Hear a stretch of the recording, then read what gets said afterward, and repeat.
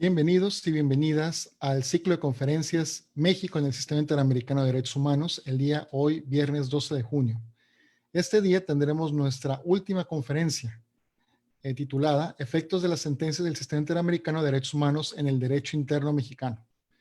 Los organizadores, la maestra Amalirán López Salas y su servidor, el doctor Carlos María Pelayo Moller, agradecemos al Instituto de Investigaciones Jurídicas de la UNAM, al equipo de trabajo y apoyo conformado por Daniel Tenorio y Jorge Santos, así como ustedes que nos llenan de gozo con su asistencia y con su participación por medio de las redes sociales.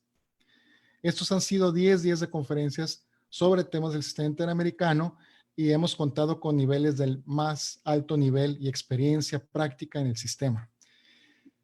También este ciclo de conferencias es una muestra de cursos y diplomados que se imparten por los ponentes y que por lo pronto serán virtuales, pero que esperamos poderlos hacer de forma presencial en diversas universidades de la República Mexicana y en la UNAM. Estas conferencias en vivo las estamos grabando y reproduciendo en la página de Facebook Agenda Institucional, Constitución, Derechos Humanos y Amparo, y forma parte de las actividades del Instituto de Investigaciones Jurídicas para conmemorar lo que en un año serán los primeros 10 años de existencia de la reforma constitucional en materia de derechos humanos.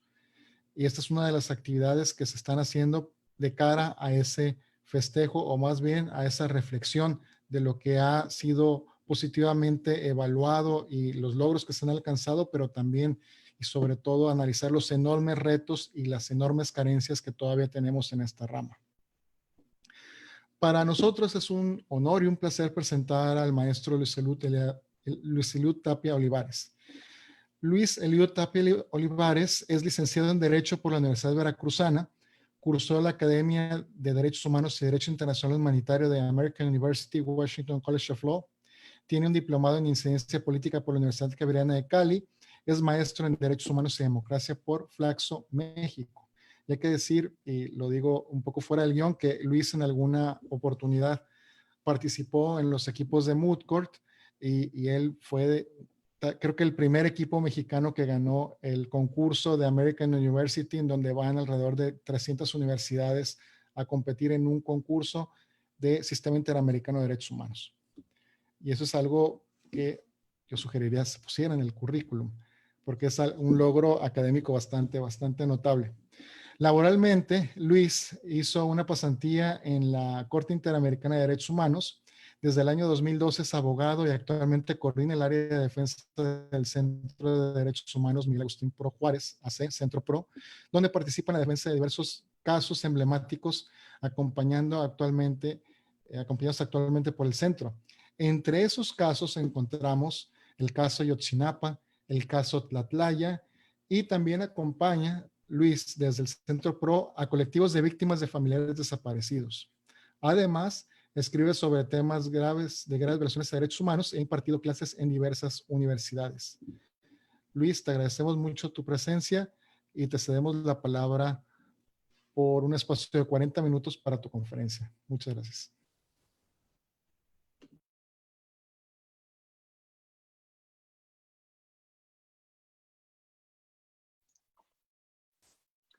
Hola, muy buenas tardes. Estoy muy contento de estar en este espacio. Agradezco la invitación a Carlos y a Irán, que seguramente se sumará pronto a la charla, y también a Jorge y a Daniel del Instituto de Investigaciones Jurídicas de la UNAM. He seguido con atención las conferencias que se han llevado en estas ya 2 semanas y veo que me toca el cierre. Es un reto importante porque han sido conferencias de muy alto nivel con perfiles con experiencia práctica en el sistema interamericano y bueno, nada menos que con la secretaria ejecutiva adjunta que estuvo inaugurando de la Corte Interamericana de Derechos Humanos, que estuvo inaugurando estas mesas. Quiero ajustarme bien al tiempo, estar terminando un poquito antes de las 7 para cumplir con los 40 minutos indicados.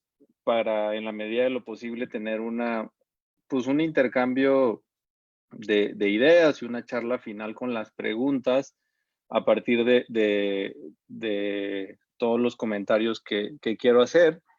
Es una semana bien importante, ¿no? La semana en que se cumplieron 9 años de la reforma de derechos humanos. Me quisiera quedar hablando de eso y de qué ha implicado en el contexto de COVID y la activación de diferentes mecanismos jurisdiccionales, pero no es la razón de la charla. Entonces voy a entrar en materia. Mi charla habla el título es Efectos de las sentencias del Sistema Interamericano de Derechos Humanos en el derecho interno mexicano. Me voy a referir en realidad a sentencias de la Corte Interamericana de Derechos Humanos, algunas de ellas extrayendo algunos elementos, buscando no repetir con ninguna de las conversaciones que hubo previamente, y con algunos de estos elementos que voy a revisar que tienen sentido, sí, en nuestro contexto jurídico nacional que está siendo aplicado ahora, ¿no? Hay varias cosas que bien podían ser aplicadas. Me gustaría decir que México ha dialogado o ha tenido intervención la Corte Interamericana de Derechos Humanos hasta ahora en 12 casos, y voy a explicar por qué digo 12, porque a lo mejor van a decir, no, está exagerando. Eh, eh, si pensamos que en el caso de Alfonso Martín del Campo ya la Corte hizo un pronunciamiento, aunque terminó en la procedencia, ¿no? No aceptó las excepciones preliminares.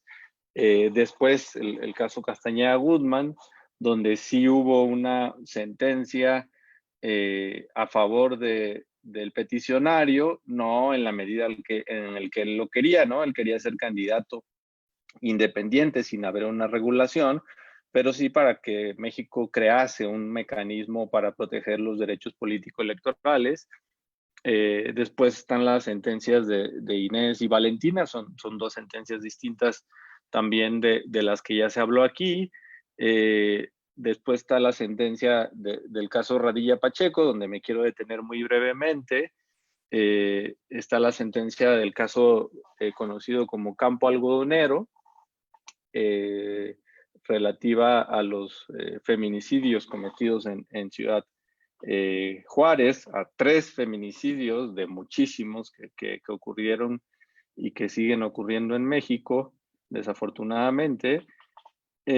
También está el caso García Cruz y Sánchez Silvestre, que es un caso de una solución amistosa. Seguimos con el caso Atenco, también bastante comentado y aplicable a nuestro contexto nacional.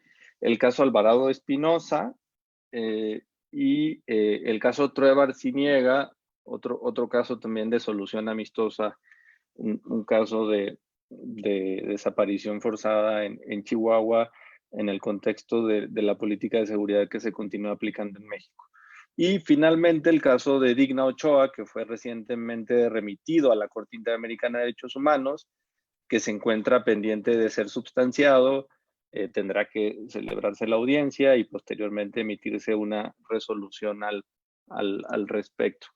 Algunas de las, digamos, puertas de entrada del sistema interamericano al derecho interno, digamos, por dónde, si queremos reflexionar por dónde ingresa a nuestro derecho, podríamos pensar en visitas in loco, cuando la Comisión Interamericana de Derechos Humanos realiza visitas al país. Eso ya ha sucedido, ¿no? Me parece que fue 2015 la última vez que hizo una visita in loco completa, aunque ciertamente la Comisión Interamericana de Derechos Humanos ha venido a México después varias veces con representación ya sea de su presidente, de su presidenta, del secretario ejecutivo, ¿no? Con diferentes funcionarias de la Comisión Interamericana de Derechos Humanos. Otra puerta de entrada son los informes de país, ¿no? Cuando se analiza toda la situación de derechos humanos en México mediante los informes que hace la Comisión Interamericana de Derechos Humanos, Otra puede ser también los informes sobre los informes temáticos sobre derechos en específico y cómo han sido implementados por los países que hacen parte de la Organización de Estados Americanos, y ahí se revisan también países en específico en estos informes. Hay también audiencias, hay una copiosa actividad de audiencias ante la Comisión Interamericana de Derechos Humanos que solicita la sociedad civil mexicana. Entonces ustedes pueden ver en el canal de YouTube de la Comisión Interamericana de Derechos Humanos un gran número de audiencias donde es posible que las personas peticionarias se sienten frente al Estado y planteen temas, no casos, temas relacionados con violaciones a derechos humanos. A veces en ese contexto se presentan algunos casos para dar contenido a la denuncia de violación a derechos humanos, pero no son audiencias a las que me refiero como de casos. Hay también en el proceso, seguramente ya lo habrán visto, pero en los procesos contenciosos de casos presentados ante la Comisión Interamericana de Derechos Humanos, en algunos casos la comisión considera necesario hacer audiencias y llama a las partes a audiencias, y es incluso posible desahogar testimonios de víctimas o de sus familiares ante la Comisión Interamericana de Derechos Humanos. Otra forma de intervención también que ha sido muy abundante y una puerta de entrada del sistema interamericano al derecho interno mexicano son el sistema de medidas cautelares y de medidas provisionales. Y solo por poner un ejemplo, la medida cautelar del caso Ayotzinapa continúa abierta hasta hoy, ¿no? Que fue otorgada desde el 4 de octubre de 2014 para buscar a los estudiantes desaparecidos, en virtud de la cual se creó el GIEI, el Grupo Interdisciplinario de Expertos Independientes, y después se creó un mecanismo de seguimiento, y ahora hay una nueva etapa de GIEI. Siempre en virtud de esa medida cautelar se ha seguido monitoreando la investigación que ha adelantado el gobierno mexicano en la búsqueda de los estudiantes desaparecidos de Ayotzinapa. También, dejando a la Comisión Interamericana de Derechos Humanos y pasándonos a la Corte Interamericana de Derechos Humanos, hay una importante labor de la comunidad jurídica en México que invoca la jurisprudencia de la Corte Interamericana de Derechos Humanos en sus litigios. Ustedes lo pueden ver tanto en el litigio federal ante juezas de amparo, pero también en las instancias locales, ¿no? Tanto en tribunales superiores de justicia son llevados este tipo de casos, como en jueces del fuero común. Ciertamente vamos a cumplir ya 10 años el siguiente año de la reforma, y todavía hay jueces del fuero común que se sorprenden con el contenido de esta jurisprudencia si la pones en una demanda de divorcio o en una demanda de juicio de alimentos, ¿no? Como un poco piensan que uno se equivocó de tribunal, pero ciertamente cada vez hay más uso, ¿no? de la jurisprudencia interamericana en los litigios nacionales. En contrapartida, los tribunales, la Suprema Corte de Justicia de la Nación, el Tribunal Electoral del Poder Judicial de la Federación y tribunales colegiados, jueces, tanto federales como del Fuero Común, aplican cada vez más las sentencias, la jurisprudencia en específico de la Corte Interamericana de Derechos Humanos, ¿no? Digamos, esa sería otra puerta de entrada del sistema del sistema interamericano al derecho nacional.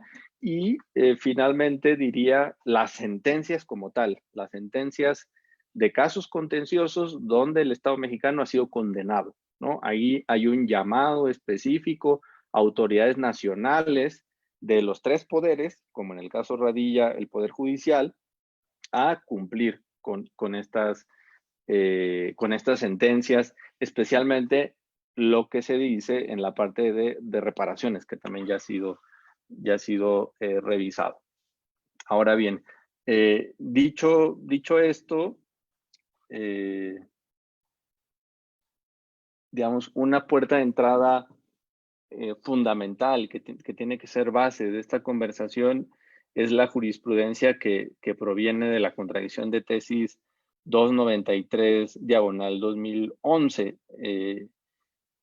la que dice en su rubro jurisprudencia emitida por la Corte Interamericana de Derechos Humanos es vinculante para los jueces mexicanos siempre que sea más favorable a la persona. A partir de este entendimiento del diálogo entre el derecho nacional y el derecho interamericano, todos los criterios jurisprudenciales de la Corte Interamericana, con independencia de que el Estado mexicano haya sido parte o no, resultan vinculantes para los jueces nacionales.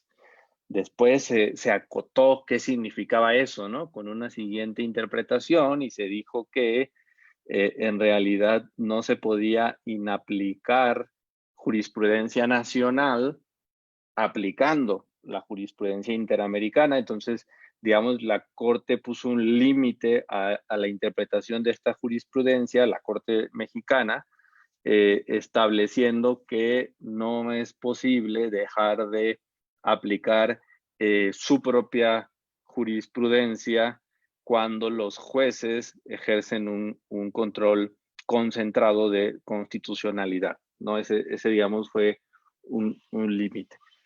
Quiero empezar ya a revisar algunos casos concretos. Antes de eso, simplemente quería pues hacer una reflexión de que llegar y obtener una sentencia de la Corte Interamericana para muchas víctimas en México representa una última esperanza de justicia, digamos, acudir al sistema interamericano de derechos humanos no es un logro en realidad, ¿no? Es una necesidad a la que les obliga a ir a muchas víctimas que el sistema nacional falló, ¿no? Que acudieron ante todas las instancias de justicia y no obtuvieron justicia, ya sea porque agotaron los recursos internos o porque sin haberlos agotado pasó un tiempo muy largo y se constituyó una denegación de justicia en la cual hizo surtir la competencia de la Comisión Interamericana y posteriormente de la Corte Interamericana de Derechos Humanos.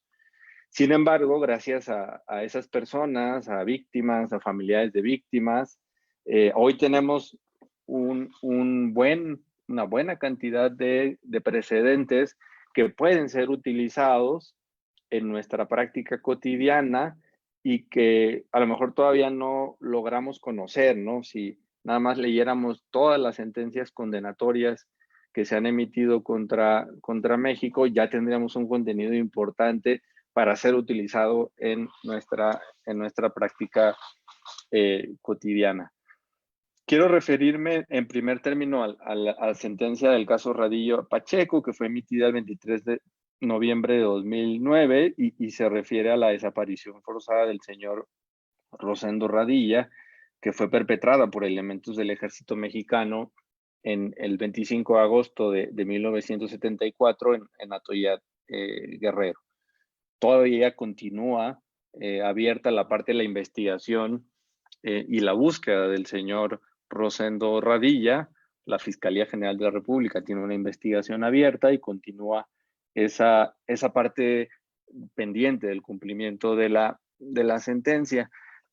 Desde esa sentencia se ordenó ajustar la redacción del tipo penal desaparición forzada que estaba estipulada en el Código Penal Federal. La Corte Interamericana consideró que no se ajustaba a los estándares interamericanos esa redacción, en tanto no incluía todas las personas que podrían participar, ¿no? Especialmente haciendo este énfasis de todos los autores, cómplices y encubridores provenientes de cualquiera de los poderes u órganos del Estado, ¿no? Ese era el estándar que no se había cumplido en ese momento.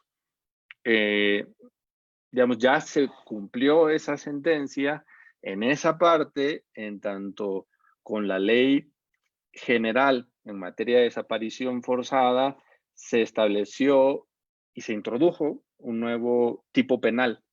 En realidad, relevantes al caso, hay tres tipos penales al menos que están en la ley general.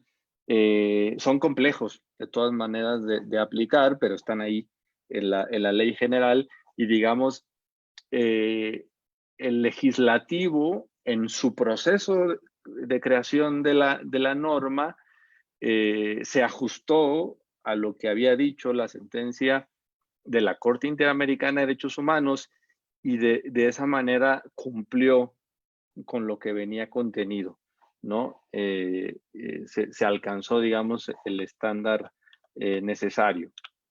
Esa es una parte importante.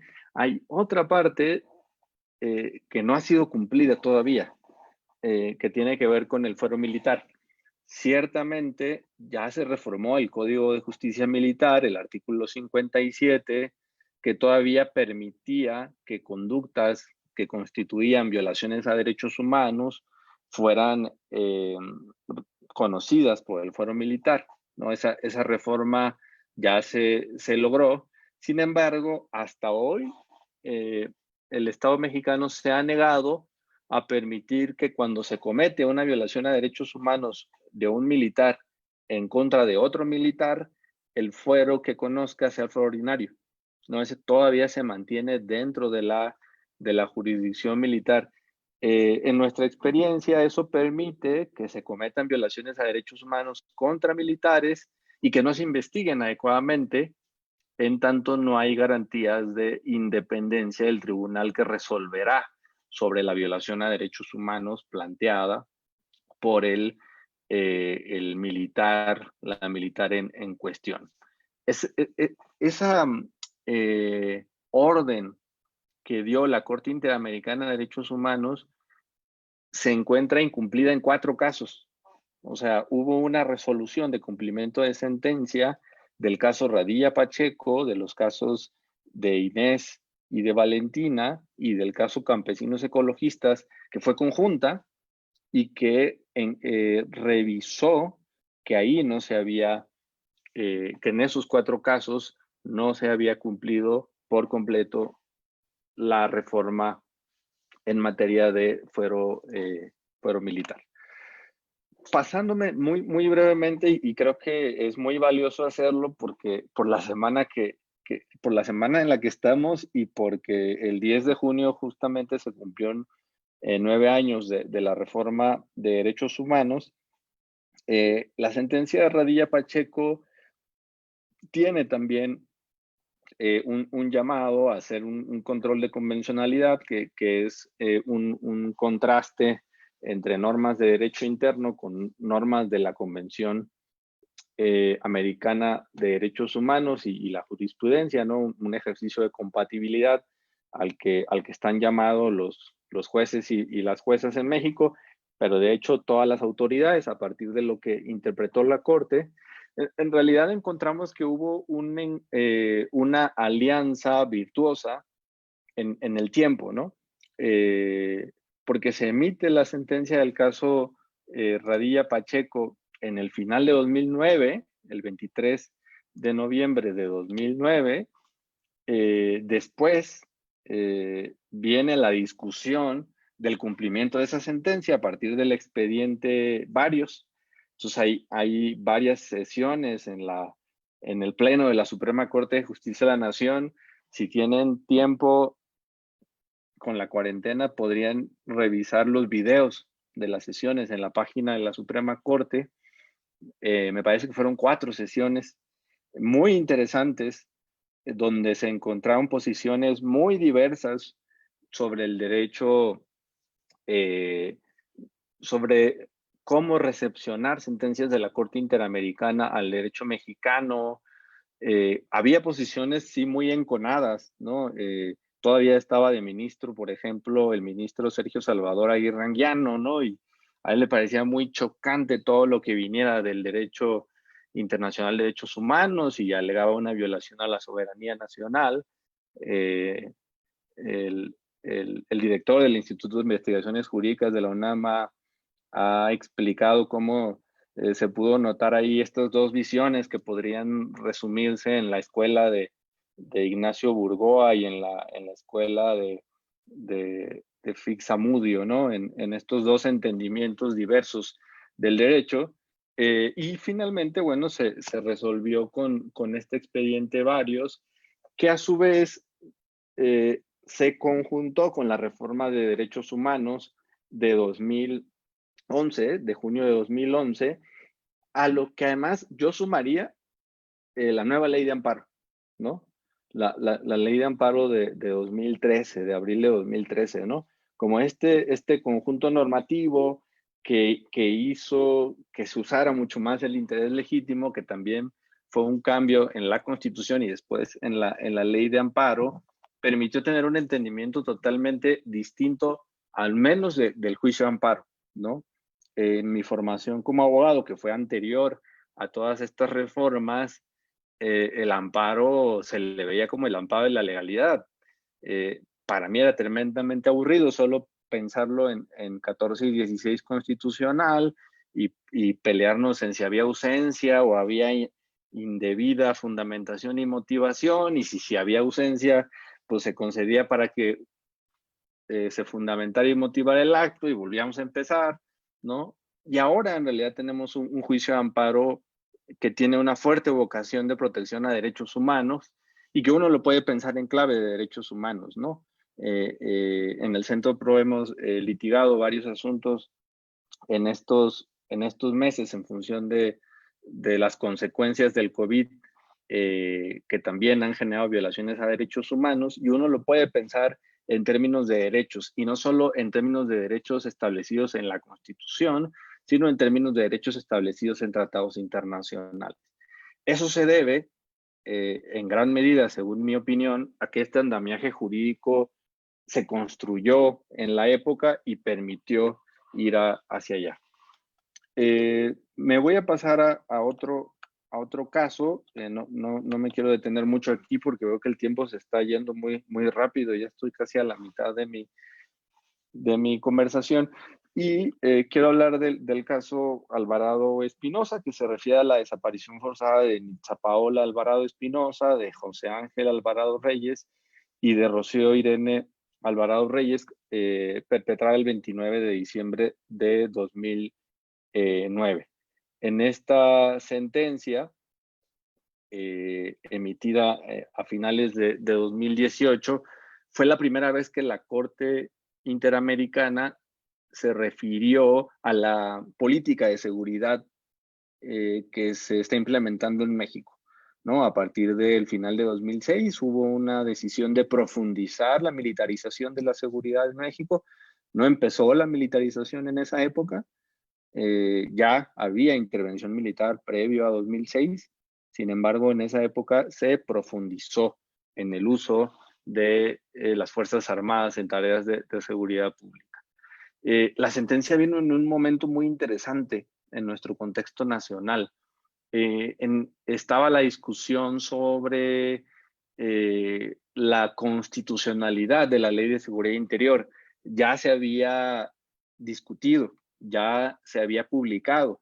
De hecho, se publicó en diciembre se aprobó y publicó en diciembre de 2007 la Ley de Seguridad Interior. La impugnaron diferentes actores que tienen legitimación para presentar acción de inconstitucionalidad, incluyendo la Comisión Nacional de los Derechos Humanos. Y en el final de 2018, la Corte discutió esta acción de inconstitucionalidad, la resolvió el Pleno de la Suprema Corte, al tiempo que se estaba por publicar la sentencia del caso Alvarado Espinosa. Y después en ese mismo contexto, no sé si se acuerdan, pero en el final de 2018 se dio a conocer que se quería crear una Guardia Nacional justo en el medio de la discusión de la acción de inconstitucionalidad sobre la Ley de Seguridad Interior, ¿no? Entonces se sobrepuso otra discusión legislativa en ese contexto. Habiendo dicho eso, solo quiero recordar que en la sentencia del caso Alvarado de Espinosa, la Corte Interamericana estableció una serie de condiciones para que las Fuerzas Armadas de manera excepcional participen en tareas de seguridad pública, que son, que debe ser extraordinaria, debe ser subordinada y complementaria, debe ser regulada y debe ser fiscalizada. Esas condiciones entraron en el proceso de creación de la Guardia Nacional, es decir, en el proceso de reforma constitucional.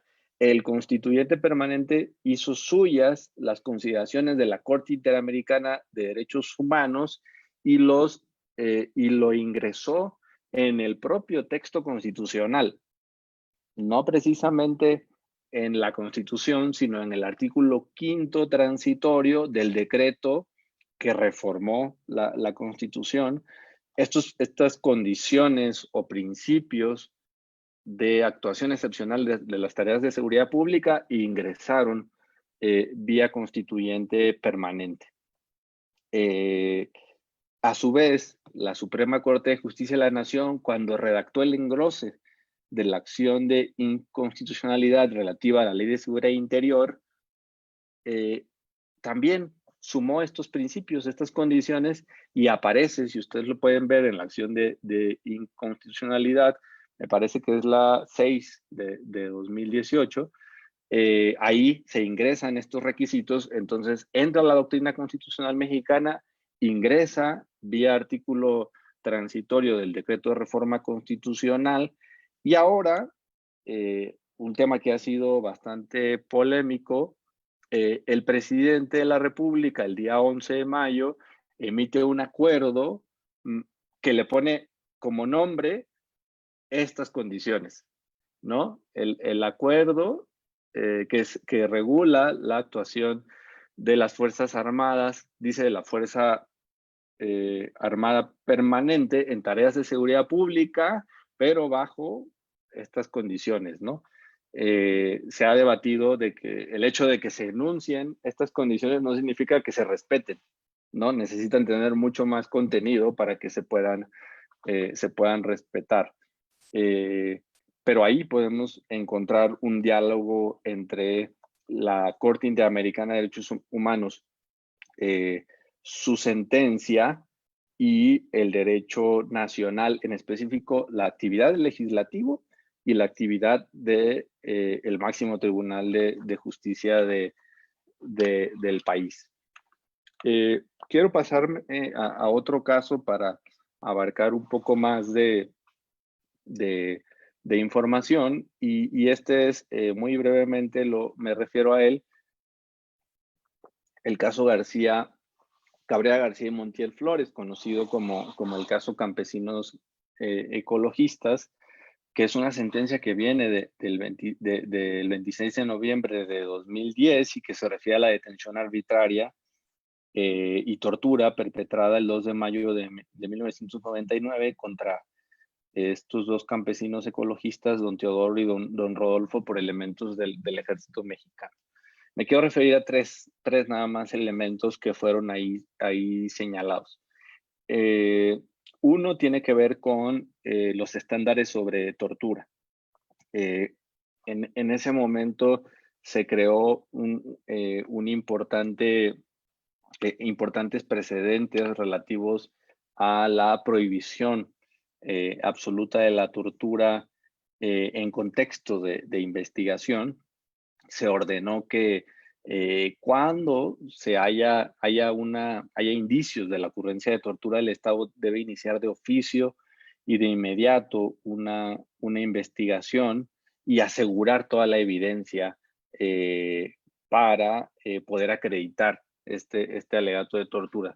Tal vez una de las cosas más paradigmáticas de esta sentencia es que dice que una vez que se alega dentro del proceso que una declaración o confesión ha sido obtenida mediante coacción, los estados tienen que verificar primero la veracidad de la denuncia y una vez hecho eso, la carga de la prueba recae en el estado, ¿no?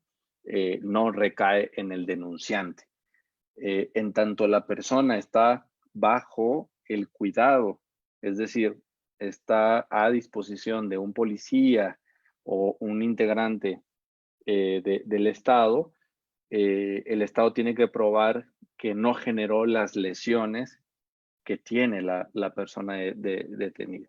Entonces, no se puede decir, está prohibido, aunque sucede, no se debe decir que un denunciante de tortura no probó la tortura, porque de hecho no tiene la carga de probarlo, ¿no? Ese es un punto importante para decir. Ahora, el hecho de que se ratifique incluso la confesión ante una autoridad distinta a la que realizó la tortura no conlleva que se valide, porque la confesión posterior podría ser consecuencia del maltrato que padeció la persona inicialmente y que el miedo que tenía al presentar en su primera declaración subsista en una segunda declaración. Esto lo dice la Corte Interamericana en el párrafo 173 de la sentencia del caso Campesinos Ecologistas. Había otro segundo tema que ya lo abordé, que es el fuero militar, y me voy a referir a otro más, que es el registro de detenciones. La Corte Interamericana ordenó al Estado mexicano también adoptar un registro de detenciones en el contexto del caso Campesinos Ecologistas y le pidió que tuviera 4 características, que tuviera actualización permanente, que estuviera interconectado en las diferentes bases de datos que hoy existen sobre personas detenidas, que se pudiera garantizar que el registro respetara las exigencias de acceso a la información y privacidad y implementar un mecanismo de control para que las autoridades que no cumplieran el registro tuvieran consecuencias, ¿no? También en el contexto de la creación de la Guardia Nacional, hubo un paquete legislativo, ¿no? La ley de la Guardia Nacional, que está impugnada, por cierto, ante la Suprema Corte, la ley sobre uso de la fuerza, que también está impugnada, la ley del Registro Nacional del Registro de Detenciones, que también está impugnada, y finalmente unas reformas a la ley del Sistema Nacional de Seguridad Pública, que también fue impugnada, pero que ya fue resuelta esa acción de inconstitucionalidad. Entonces, en el proceso de creación, de adopción de la Ley Nacional del Registro de Detenciones, se introdujo vía audiencias públicas a través del Parlamento abierto en el Senado, lo que había dicho la Corte Interamericana en el caso Campesinos Ecologistas. Entonces, de esa manera también se trajo a la discusión legislativa ese contenido buscando que los lineamientos que la Corte Interamericana de Derechos Humanos había establecido en su sentencia se introdujeran en la ley nacional. Todavía está pendiente que la Corte Interamericana de Derechos Humanos, a través de su facultad de supervisión de cumplimiento de sentencias, revise si la redacción de la ley se ajusta a lo que ordenó en el caso Campesinos Ecologistas. El Centro PRO es representante de los señores Rodolfo y Teodoro y ya ha comunicado a la Corte su posición sobre esto y tendrá la Corte, digamos, que pronunciarse, ¿no? sobre estos alcances. Finalmente, voy a hacer una referencia muy rápida para ajustarme al tiempo. Creo que me quedan 6 o 7 minutos del caso Atenco, el caso Mujeres Víctimas de Tortura Sexual en Atenco contra México. Es una sentencia del 28 de noviembre de 2018 y se refiere a la represión policíaca perpetrada el 3 y 4 de mayo de 2006 por los 3 niveles de gobierno en contra de un número importante de personas. La sentencia solo se refiere a 11 mujeres que denunciaron tortura sexual, sin que eso signifique que son las únicas víctimas. Como en muchos casos, incluyendo el caso Campo Algodonero, algunas de las víctimas son quienes presentan sus casos hasta llegar a la Corte Interamericana de Derechos Humanos, aunque los hechos violatorios son mucho más amplios, ¿no? Y los temas que creo que voy a abordar muy rápidamente son uso de la fuerza, protesta social, cadena de mando o investigación de la cadena de mando y observatorio independiente de la policía.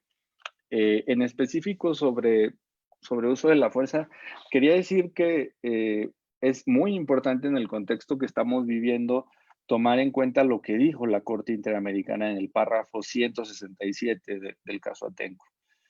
La seguridad ciudadana no puede basarse en un paradigma de uso de la fuerza que apunte a tratar a la población civil como el enemigo. Creo que ese es un mensaje importante que tendría que llegar a las policías que en este momento se han enfrentado con la población civil y que se han cometido además ejecuciones arbitrarias, en tanto se le ve a las personas manifestantes como el enemigo. En el caso Atenco, por ejemplo, la Corte dijo que se usó la fuerza de manera indiscriminada y excesiva contra toda persona que asumieran los policías que formaban parte de los manifestantes. Sin embargo, las 11 mujeres estaban ejerciendo conductas pacíficas o de resguardo a su integridad cuando fueron detenidas. Es decir, no desarrollaron ninguna conducta que hiciera necesario el uso de la fuerza, ¿no? Sobre protesta social, en el párrafo 172 de esta sentencia, la Corte subsume, digamos, o incluye el derecho a protestar dentro del derecho de reunión, ¿no? Ahí le ubica el derecho a la protesta social, es parte del derecho a reunirse. Dice la Corte que la violación de los derechos de las personas participantes en una reunión tiene graves efectos inhibitorios sobre futuras reuniones o asambleas, porque las personas ya no van a querer reunirse, van a abstenerse de reunirse para protegerse de los abusos, como ha sucedido en algunas partes del país, donde prácticamente los gobernantes amenazan a la población civil o dicen que está a sus expensas si vuelve a salir, con lo cual se genera este efecto inhibidor del derecho a la protesta social. Finalmente, hablaré de la investigación por cadena de mando y simplemente decirles que esta sentencia pone a disposición de la comunidad jurídica mexicana que acompaña, que litiga casos donde se cometieron abusos y donde estos abusos o violaciones a derechos humanos fueron cometidos por órdenes superiores, sean investigados adecuadamente. En el párrafo, por ejemplo, 296, la Corte dice que los operativos, y de hecho cita a la Suprema Corte de Justicia de la Nación, que los operativos se caracterizaron porque la policía mantenía su capacidad de organización. Es decir, los agentes de la policía eran capaces de modificar su comportamiento con base en órdenes verbales ante la presencia de los medios de comunicación. A su vez, la Corte también se dio cuenta que en este caso no era necesario que el superior tuviera detalles específicos de los actos ilícitos cometidos o que estaban a punto de cometerse, sino que bastaba con que se tuviera conocimiento general de lo que estaba sucediendo. Y recomendó, en este caso, abrir líneas de investigación sobre entonces la responsabilidad que tuvieran personas de alto nivel. Cerraría diciendo que la Corte no hizo esto como tribunal penal, no es un tribunal penal, la Corte Interamericana de Derechos Humanos simplemente estableció una serie de parámetros para que se investigue la cadena de mando, en el caso Atenco, incluyendo formas de imputación como dolo eventual, como culpa con representación, que están ahí incluidos en la sentencia y que son lineamientos que debería utilizar la Fiscalía General de la República en México para adelantar una investigación en el caso Atenco. Todavía se encuentra pendiente de cumplirse esa parte de la sentencia. Yo me quedaría hasta esta parte.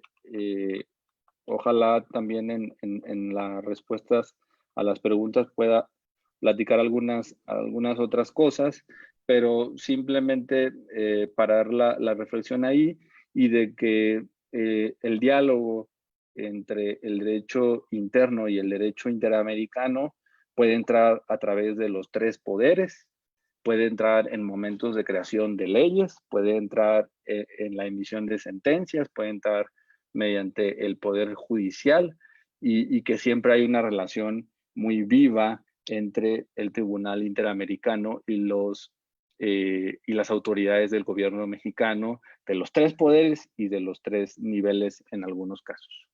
Muchas gracias. Muchísimas gracias, Luis. Ha sido una conferencia estupenda, magistral, diría yo. Y en esta conferencia expones muy bien cómo el sistema interamericano y su jurisprudencia en los últimos años ha tenido un impacto directo en cómo se litigan los casos en México. Casos que tú mencionabas están directa o indirectamente relacionados con las sentencias que la Corte Interamericana en particular ha proferido en contra del Estado mexicano.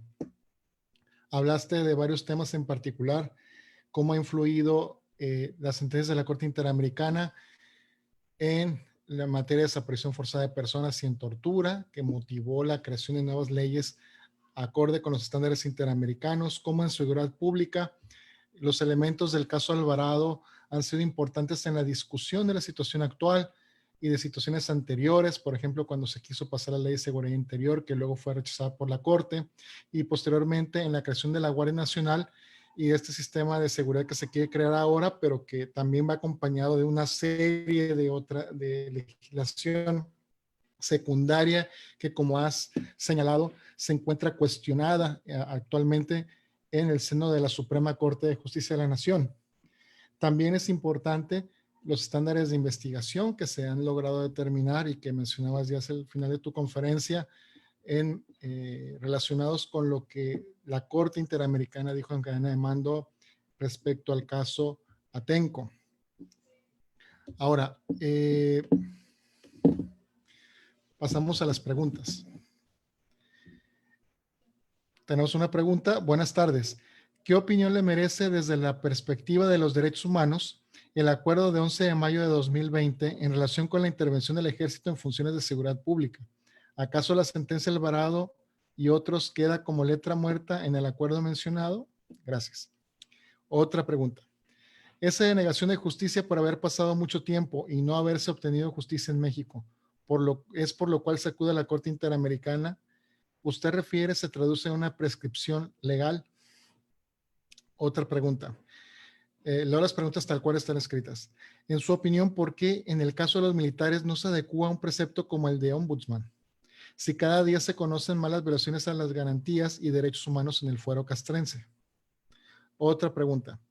Usted, como integrante del Centro PRO y tomando en consideración de que son muchísimos casos los que requieren el pago de una reparación del daño integral, ¿qué opina respecto a que el Estado mexicano de oficio debe reparar los daños de manera oficiosa? Entre paréntesis, opinión personal. ¿La Corte Interamericana está haciendo algo para el pago oficioso de todas las reparaciones integrales? Entre paréntesis, a fin de evitar un juicio de muchísimos años. pregunta desde Facebook. ¿Qué pasa cuando una norma general o disposición de derecho interno viola un tratado internacional? Cuando en México hay obligación de respetar los tratados internacionales en los que el Estado mexicano es parte. Volvemos a Zoom con las preguntas. Usted habló del engrose. ¿A qué se refiere ese término? Dos preguntas. ¿Existe algún caso en el que alguna autoridad del Estado mexicano se haya negado expresamente a cumplir todo o parte de alguna sentencia de la Corte? Otra pregunta, ¿cualquier persona víctima puede acudir ante el Centro PRO a solicitar ayuda para pedir justicia o existe algún protocolo previo para ello? Veamos si han llegado otras preguntas.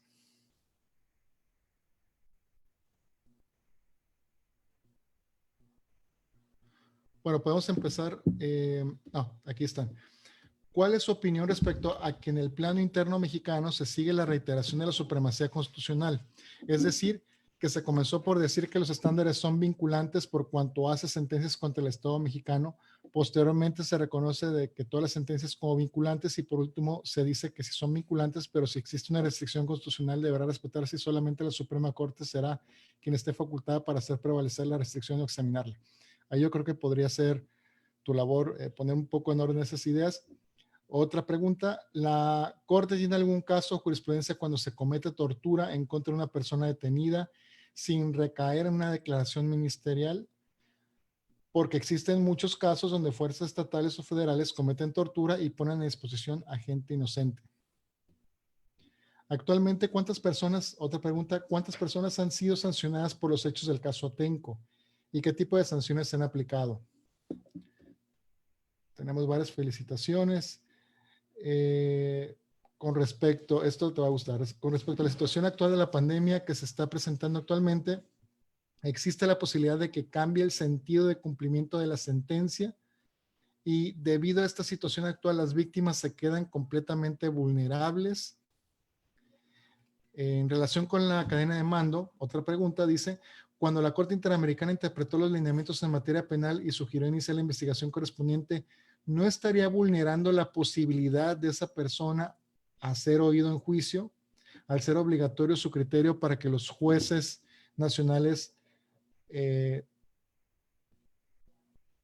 esa persona se verá en desventaja al momento de presentar su caso? En específico, su interpretación sobre esas normas sobre responsabilidad penal. Y eso es todo. Adelante, Luis.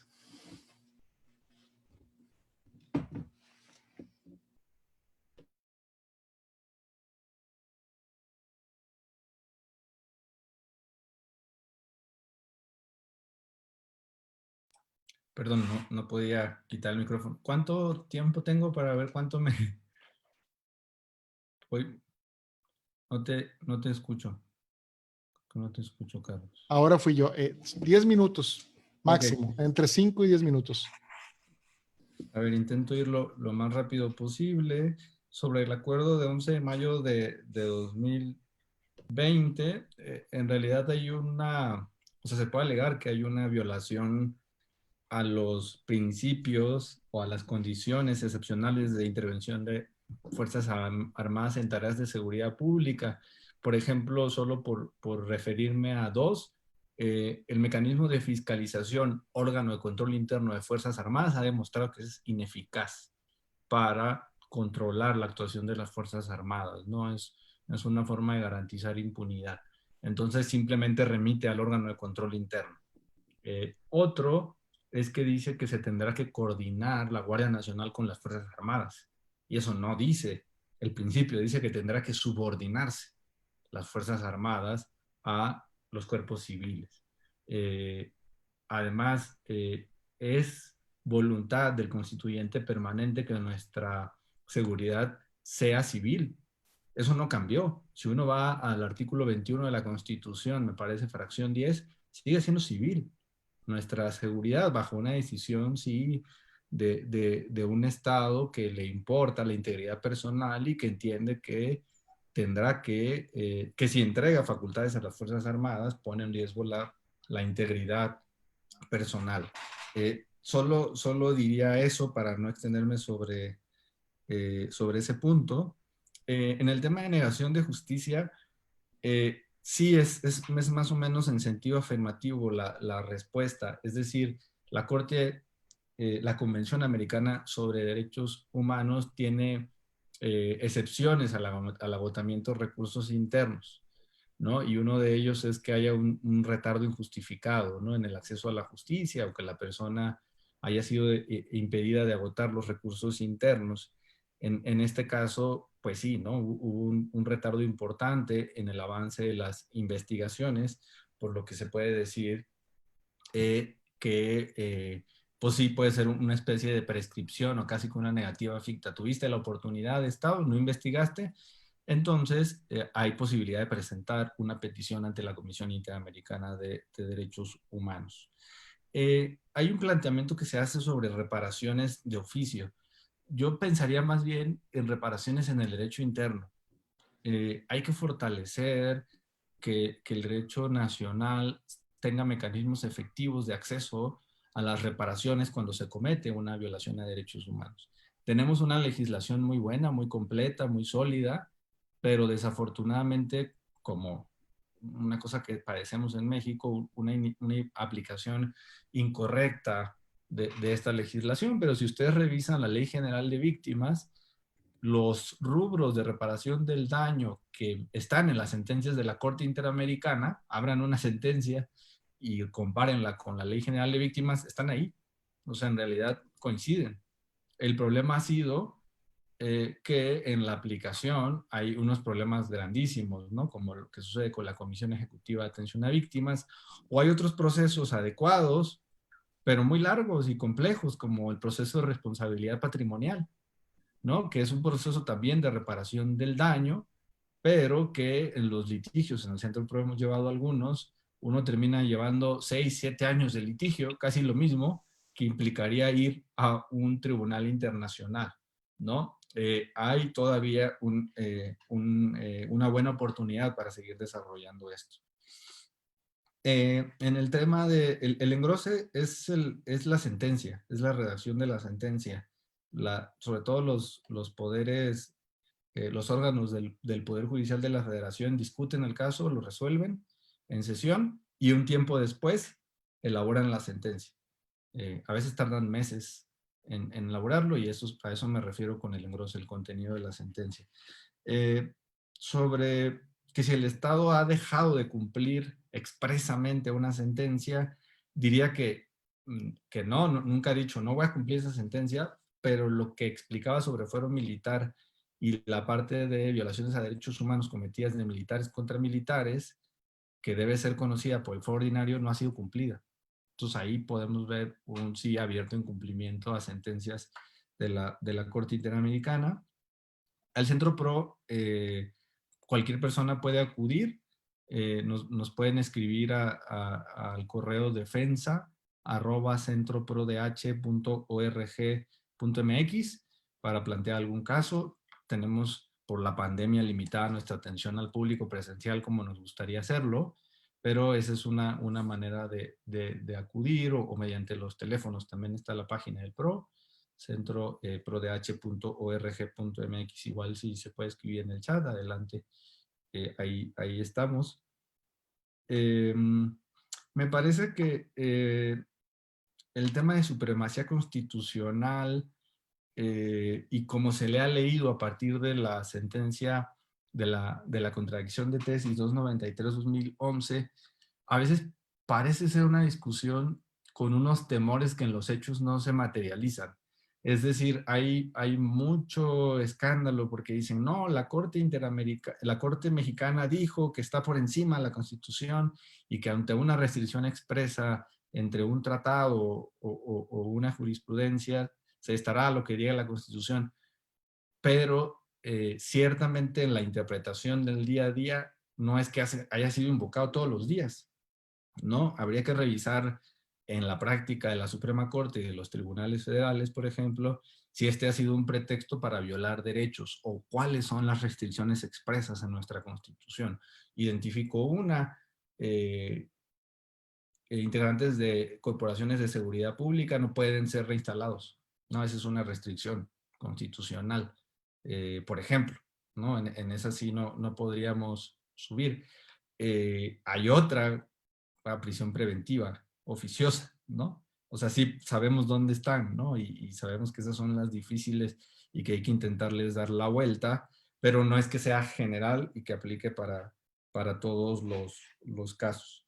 En el caso Atenco, no hay ninguna persona sentenciada hasta hoy. Ninguna persona tiene sentencia. O sea, es un caso que está en la completa impunidad. Finalizaría diciendo, porque no quiero pasarme mucho del tiempo, que en el caso de cadena de mando, me parece que no hay una violación, una posible violación al debido proceso en perjuicio de los perpetradores o de las personas acusadas en ese caso, porque la Corte Interamericana solo desarrolló doctrina y jurisprudencia para guiar la investigación, no determinó responsabilidades, ni siquiera señaló personas. Simplemente dijo, de hecho, formas de participación que están en el Código Penal Federal, ¿no? Ahí ustedes revisen el Código Penal Federal y ahí pueden encontrar autoría intelectual o autoría mediata, ¿no? Ahí puede ser interpretado. Entonces, estas formas de participación en realidad están en nuestro derecho penal y fueron simplemente analizadas por la Corte en virtud de los hechos, pero no se pronunció sobre el caso concreto de tortura. Solo diría que el caso Campesinos Ecologistas es un caso donde se alega tortura, donde hay jurisprudencia sobre tortura sexual y todos los estándares, pues más bien incluso remitiría a la primera conferencia de este ciclo, que ahí hubo un desarrollo muy copioso y valioso del tema. Bueno, me quedo hasta acá por si hay más tiempo, si no, acá concluyo. Muchas gracias. Muchas gracias, Luis. Ha sido magnífica tu exposición y hemos tenido ya en total 10 magníficas exposiciones, con lo cual cerramos este ciclo de conferencias. Quisiera cederle la palabra a la maestra Irán López, que tiene algunos problemas para entrar hoy vía Zoom, pero que está con nosotros ya para decir algunas palabras de clausura y de despedida para luego pasar allá a clausurar formalmente el evento. Adelante, Irán. Bueno, muy buenas noches a todos y a todas. ¿Sí me escuchan? Sí, Luis, ¿qué tal? Vi tu conferencia por Facebook. Tuvimos ahí, ya sé, fallas técnicas de Zoom, pero bueno, sí se vio por Facebook. Puedo comprobar que se vio muy bien. Entonces, pues nada, agradecerles a todos y a todas pues este esfuerzo que hemos llevado durante estos 10 días de conferencia. Pues esperemos que esto pues contribuya, ¿no? al conocimiento sobre el sistema interamericano de derechos humanos. Todas y todas los ponentes colaboramos de manera pues ad honorem, pues en pro de una educación realmente formadora y no desinformadora, ¿no? O sea, ante toda esta comunicación, tantos webinars y todo eso, pues nosotros decidimos hacer un ciclo de conferencias sobre Sistema Interamericano de Derechos Humanos para llevar a cada uno de ustedes a sus hogares, pues información fidedigna y formación, ¿no? Una semillita. Pues esto, como bien hemos mencionado, es parte pues, de todo un diplomado sobre Sistema Interamericano de Derechos Humanos que hemos estado llevando a cabo. Y bueno, les invitamos a que sigan en contacto con nosotros a través con el doctor Carlos, a través de la página de Agenda Institucional, Constitución, Derechos Humanos y Amparo, y con mi persona a través de la página Educación en Derechos Humanos. Y pues sin más, cedo el micrófono al doctor Pelayo para que haga favor de hacer la clausura.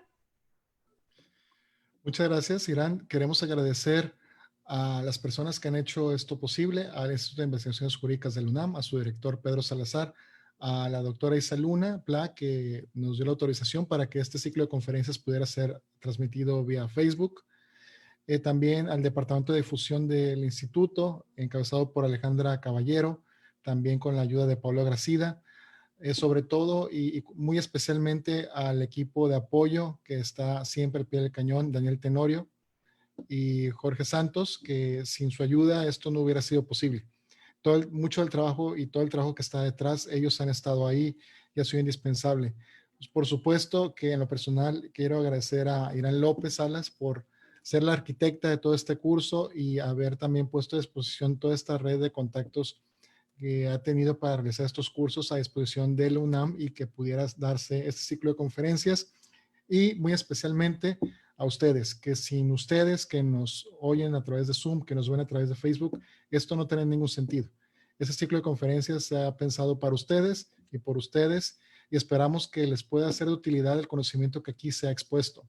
Estas conferencias estarán disponibles siempre para ustedes por medio de esta plataforma digital y siendo las 19 horas de este día 12 de junio de 2020, damos por clausurado el ciclo de conferencias México en el Sistema Interamericano de Derechos Humanos.